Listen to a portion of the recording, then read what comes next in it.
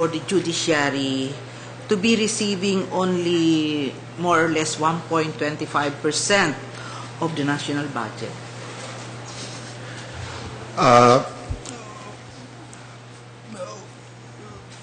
In other countries, they have fixed the budget of the judiciary at 2% of the national budget. And it seems that that would be the ideal. Our budget, they have said that our budget has doubled over the years, and it has doubled in absolute amounts. When I joined the court, the national budget was just a little less than 1 trillion. Now it's 2 trillion, so it has doubled. And our budget naturally has doubled because the doubling was caused by the doubling of the salaries of employees. In the last 6 years, the salaries of government employees have doubled across the board. So necessarily, the budget also almost doubled. But as a percentage of the national budget, the budget of the judiciary has declined. In 2011, our budget in the judiciary, total judiciary budget, was 1.36% of the national budget. This year, it is 1.21%. So the Constitution says that the budget of the judiciary shall not be reduced compared to the previous year. But does that mean that it will not be reduced in absolute amount, but as a percentage of the total national budget, it may be reduced? That's an open question, and I don't want to answer that because that could come before the court. But it's food for thought. Because the budget would necessarily have to adjust to inflation. If everything doubled, of course our budget will double. But has it actually increased in real terms? Okay.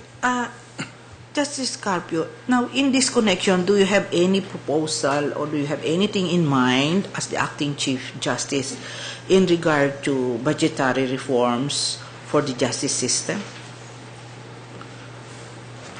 Well, of course, I would like to see in the annual General Appropriations Act a program construction of our courthouses over the next 10 to 15 years.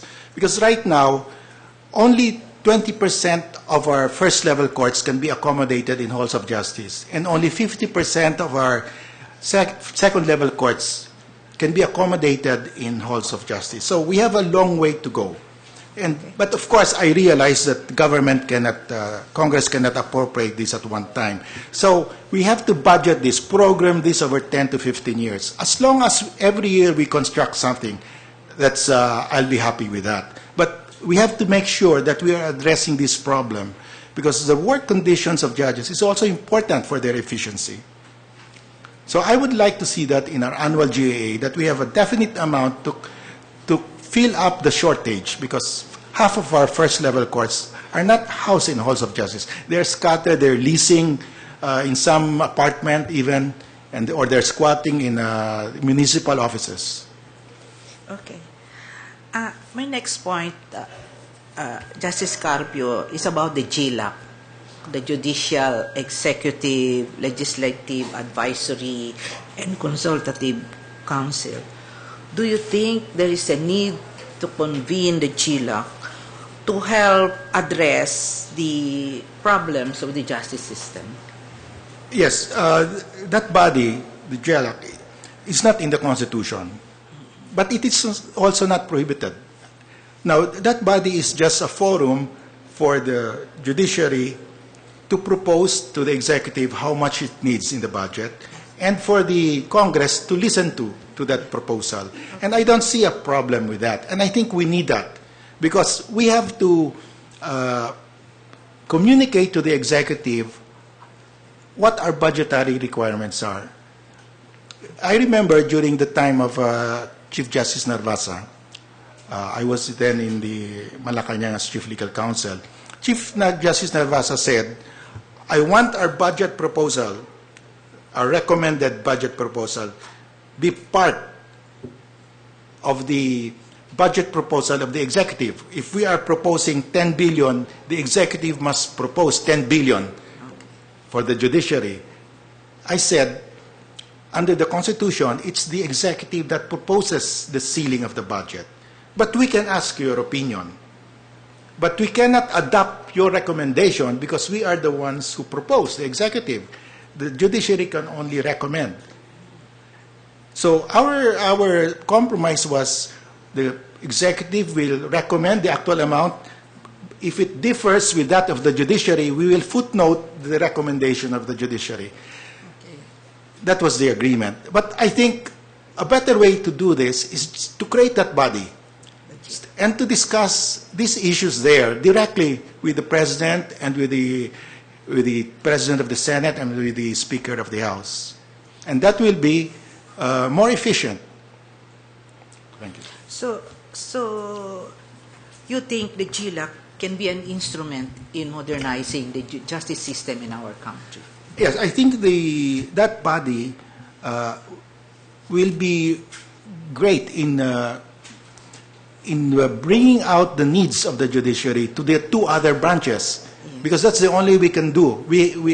Because of the separation of powers, we cannot tell Congress how much to appropriate to us. The only thing they can do is they cannot bring our budget down compared to the previous year. We cannot also compel the executive to propose the budget that we want, that we have settled that already with Chief Justice Narvasa. Yes. So the best way really is to sit down. How much do we really need? Okay. Now, Justice Carpio, yesterday, Justice Abad was here, and he stated that the impeachment of the former Chief Justice has wounded or damaged the judiciary. And he said that an insider could effectively lead the renewal of the court. Do you agree? Well, on that first premise that the impeachment has wounded the judiciary, I'm not prepared to go to that extent. Okay. In fact, I have said that the impeachment was directed at a particular person, at a particular justice, and we are not affected, I mean, in terms of that impeachment. But I will not also deny that it has brought out problems about the judiciary, like the clogged dockets, corruption supposedly in the judiciary.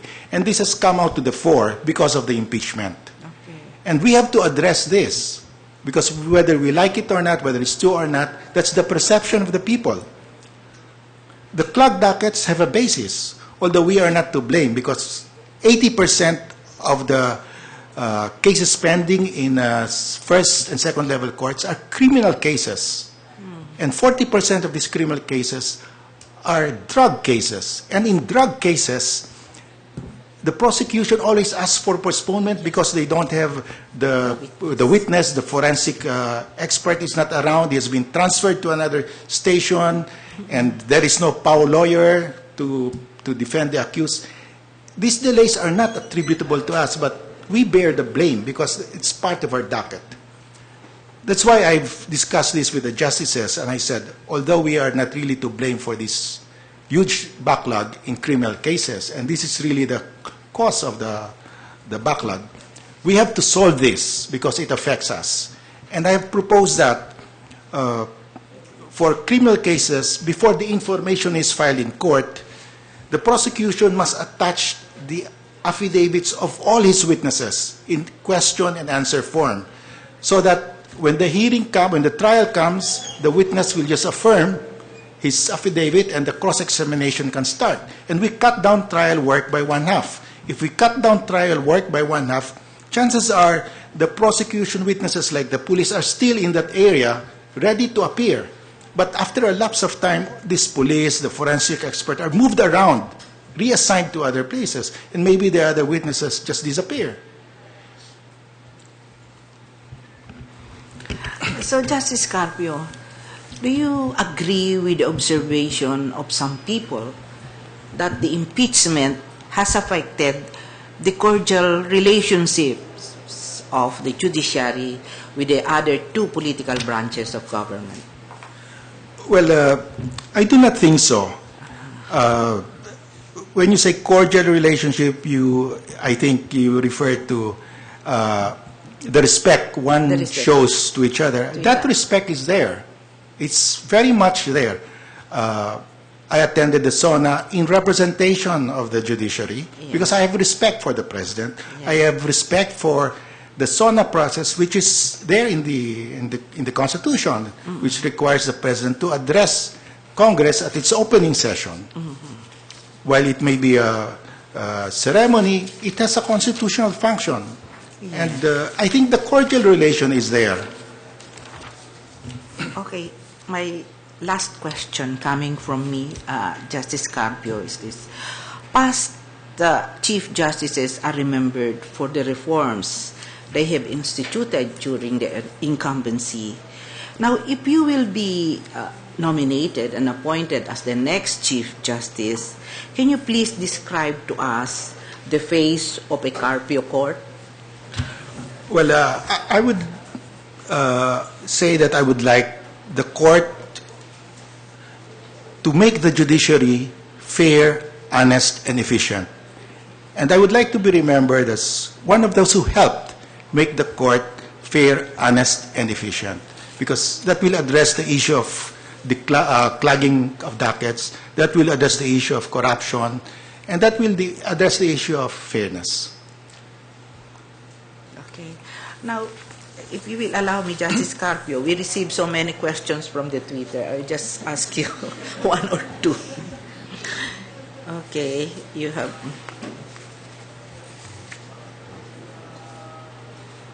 Okay. Now, if you will be the next Chief Justice,